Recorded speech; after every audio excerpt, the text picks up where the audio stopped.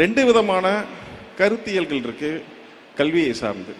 ஒன்று திராவிட கருத்தியல், எல்லாரும் படிக்கணும், எல்லாரும் அறிவாளியா இருக்கணுங்கிறது. இதை இப்போ நான் சொன்னேன் இல்லைங்களா, இந்த பாண்டிய நெடுஞ்செழியன் காலத்திலிருந்து போன செஞ்சுரியில் இருந்த பாரதியார் வரைக்கும் அவர் கூட சொல்லியிருக்காரு, அன்ன சத்திரம் 1000 நாட்டலும் ஆலயம் 10000 கட்டலும் அப்படின்னு சொல்லி அதோடைய எண்டில் என்ன சொல்லியிருக்காருன்னா, இன்னும் பல புண்ணியங்களை தாண்டி கோடி மடங்கு பெரிய புண்ணியம் அங்கே ஒரு ஏழைக்கு கல்வி அறிவித்தல்னு சொல்லியிருக்கிறார். அப்படிப்பட்ட ஒரு புண்ணியமான செயல் கல்வி அறிவிக்கிறது.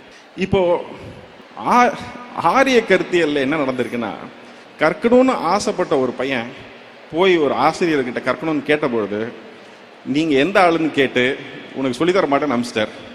ஆனா அவனே போய் வில்வித்தை கற்றுக்கிட்டு அவர்கிட்ட போய் நின்ன போது அவருடைய கட்டை விரலை அவர் வாங்கிட்டார். அவர்கிட்ட போய் கர்ணன் பின்னாடி கத்துக்கணும்னு நினைச்ச பொழுது கர்ணனையும் நீ என்ன ஆளுன்னு கேட்டு அனுப்பிச்சிட்டார்.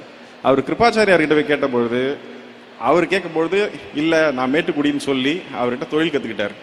ஆனால் அவரும் அப்படிப்பட்டவர் இல்லைன்னு தெரியும் பொழுது அவர்கிட்ட நீ கற்ற கல்வியெல்லாம் உன்னை விட்டு ஒரு நாள் போய்விடும் சொல்லி சாபம் கொடுத்து அதையும் பிடிங்கிறார். இப்படி துரோணாச்சாரியார் கிருபாச்சாரியார் ஆரம்பித்து ராஜகோபாலாச்சாரியார் வரைக்கும் நாம் படிப்பதை தடுத்து கொண்டே இருக்கிறார்கள். ஆனால் இந்த கொள்கைக்கு எதிராக சமத்துவம் இருக்கக்கூடாதுன்னு சொல்கிற இடத்துல சமத்துவமும் சமூக நீதியும் இருக்கணும்னு சொல்கிற ஒரு கட்சி ஒரு கொள்கை ஆட்சியில் இருக்கும்பொழுது அவங்க எல்லாரையும் படிக்க வைக்கிறதுக்கு எத்தனை திட்டங்கள் முடியுதோ அத்தனை திட்டங்களையும் போடுறாங்க.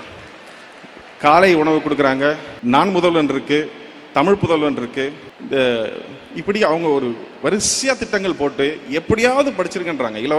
நீங்க கட்டணம் இல்லாமல் பேருந்து கொடுக்குறாங்க, வேற யாரும் ஆட்சி பண்ணாலும் அவங்க மடிக்கணினி கொடுக்குறாங்க, சைக்கிள் கொடுக்குறாங்க, எப்படியாவது படிச்சு மேலே போயிருங்கிறாங்க.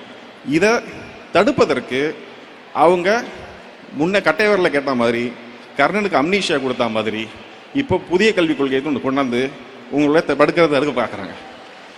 இதை இப்படி அவங்க தடுத்து இதை ஏற்க மாட்டோம்னு சொன்னவங்களுக்கு நமக்கு நியாயமாக வர வேண்டிய 2150 கோடி பணத்தை தரமாட்டேன்னு சொல்கிறாங்க. இப்போ நமக்கு உடன்பாடு இல்லாத அல்லது கொள்கையாக அரசியலாக முரண்பாடு கொண்ட ஒரு கட்சி ஒன்றியத்தை ஆளும்போது எந்த உதவியும் இல்லாமல் கைகளை கட்டி கால்களை கட்டி தண்ணீரில் போட்டதுக்கு அப்புறமா நீந்தலாம் என்று பார்க்காமல் தான் நீந்தி தமிழக மக்களையும் கரை சேர்க்கக்கூடிய ஒரு உழைப்பை செலுத்தியிருக்கக்கூடிய இந்த முதல்வருக்கு என்னுடைய மனமார்ந்த நன்றிகளை தெரிவித்துக் கொள்கிறேன். நன்றி.